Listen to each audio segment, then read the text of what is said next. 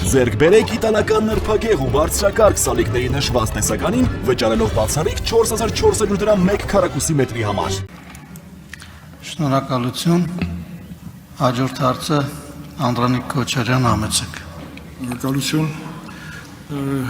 Տիկին դատախազ, ես նույնպես կարևորում եմ մեր գործընկեր Արման Եղոյանի կողմից հնչեցրած հարցը։ Ինքս քաղաքացիների ճպման արդյունքում ունեմ անհերքելի մի ապացույց դրվակ, որ դատախազությունը դատական 3 ատյաններում մի քանի անգամ պարտվելուց հետո հիմա 3-րդ անգամ է դիմում, եւ ես գրավոր կներկայացնեմ ձեզ, որպեսզի դուք պատասխանեք դրա դրդապատճառները։ Նույն 3 ատյաններում պարտվելուց հետո 3-րդ անգամ որն է դրդապատճառը նորից մտնել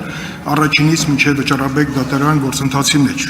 Բայց հիմնական իմ հարցը այսօր միտված էր, ուղղված էր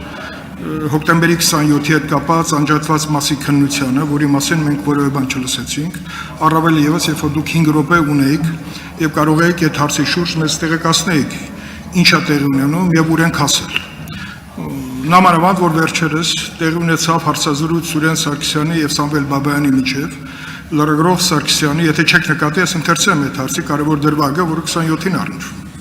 Ճիշտ է, որ հոկտեմբերի 27-ին Սեֆիլյան Ժիրայրը զանգել ու ասել է ձեզ, որ մորուքը սատկել է, մորուքին սպանել են, դուք էլ հայհոյել եք, ու այդ զապիսները մինչև հիմա KGB-ում կան։ Սամվել Բաբայանի պատասխանը, որ զանգել է, այո, տենց հայրել, եւ փոխանցել է, որ հանցագործներն ուզում են, որ դու գաս բանակցությունների։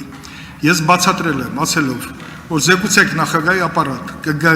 կգտնեմ, եթե գտնեն, որ ես պիտի գամ, ուրեմն ես կգամ, իսկ մնացածը ինչ ասեցիք, ամբողջովին իրականություն ա։ Ուրեմն Սուրեն Սարգսյան, այսինքն Սեֆիլյանն այդքան ասել է ձեզ, այն բառերով, որ ես ձեզ հարցրի նույն ձև, Սամվել Բաբայան, այո։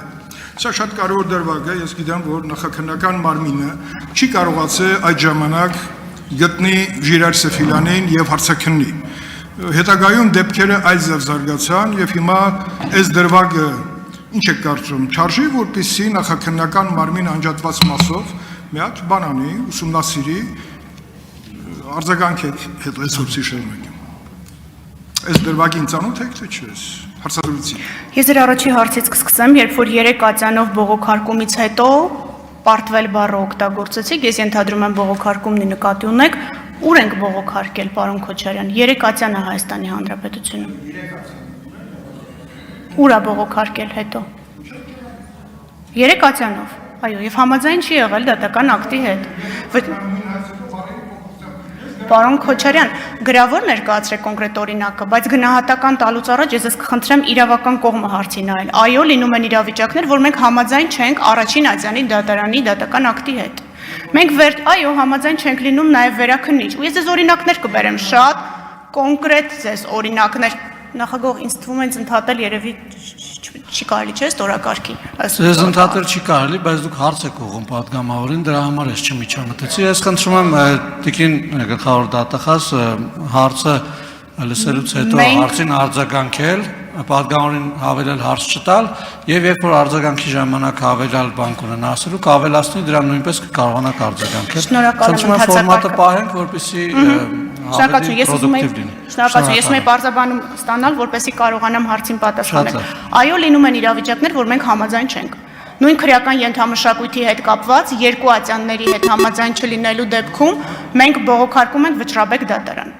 Լինում են իրավիճակներ, որ վճռաբեկ դատարանի դատական ակտը ստանալուց հետո, դատական պրակտիկայի վերաբերյալ վճռաբեկի դիրքորոշումը ստանալուց հետո, մենք հաջորդիվ այլևս բողոքարկումներ չենք իրականացնում, բայց վճռաբեկ դատարան բողոքարկում ենք, որպեսզի դատարանը հնարավորություն ունենա վարույթ ընդունելով կամ վարույթ չընդունելով իր դիրքորոշումը հստակեցնել կոնկրետ նորմի կիրառման հետ կապված։ Սա է պատճառը, այստեղ որևէ ինքնանպատակ լինել չի կարող։ Եթե դուք կոնկրետ գործի հետ կապված մտահոգություն ունեք, մենք սիրով գրավոր կպատասխանենք ձեր հարցին։ Ինչ վերաբերում է հոկտեմբերի 27-ին, ապա հաշվի առնելով այս պահին իրականացվող քննությունը եւ այլ աշխատանքները, դրա վերաբերյալ որևէ տվյալ հաղորդման մեջ չի ներառված, որպեսզի քննությունը չվնասի։ դա արված չի որպես բաց թողում, դա արված է հենց քննության շահից ելնելով։ Ես կխնդրեմ ձեզ, եթե որևէ դիտարկում ունեք, գաղտնի նշագրումով ուղարկել, եթե դա բաց աղբյուրում չի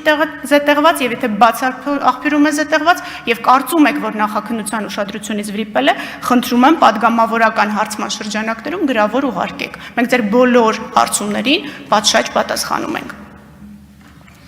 Շնորհակալ եմ, խնդրեմ արձագանք։ Ունեք արձագանք, չեք։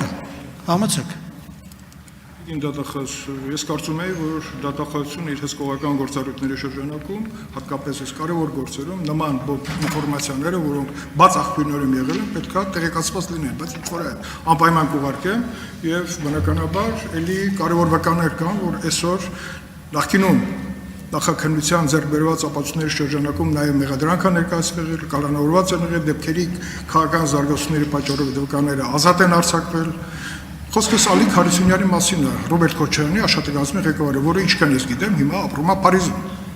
Դուք որևէ միջամտություն իրականացրել եք, որպես այդ կարևոր վկան վերադառնա եւ պատասխանի նախաքննական մարմնի այսօրվա անջատված մասի հարցին։ Ես նշեցի, որ հոկտեմբերի 27-ի գործը գտնվում է նախաքննության փուլում, ակտիվ նախաքննության փուլում եւ պատշաճ դատախազական հսկողության ներքո։ Ես դիտավորյալ չեմ պատասխանի ոչ մի բովանդակային հարցի, պարոն Քոչարյան, որպեսզի չվնասեմ քննությունը։ Նույն կերպ պետայրավական հարցերի հանձնաժողովի քննարկման ժամանակ մարտի 1-ով նախաքննության փուլի հետ կապված հարց հնչեց, որի վերաբերյալ նույն պատասխանն եմ տվել։ Մենք նախաքննության շահից ելնելով այս պահին կիսատ տեղեկատվություն չենք հրապարակի, որովհետև հրապարակված կիսատ տեղեկատվությունը թույլ է տալիս հասկանալ, թե ինչ հնարավոր զարգացում կարող է գործ ունենալ եւ անձինք ուղղակի անհայտանում են Հայաստանի Հանրապետությունից ու մենք չենք կարողանում այդ անձանց նկատմամբ հետապնդում իրականացնել։ Դրա համար նմանատիպ քննարկումները վնասում են, պարոն Քոչարյան, իսկ բոլոր այն ոչ հրապարակային ելույթները կամ մամուլի հրապարակումներից դուրս ձեզ հայտնի տեղեկատվությունը ես կխնդրեմ մեզ ուղարկել գաղտնի նշագրումով։ Մնացածի վերաբերյալ, եթե կարծում եք, նորից եմ կրկնում, որ մեր ուշադրությունից վրիպել է, խնդրում եմ ուղարկեք։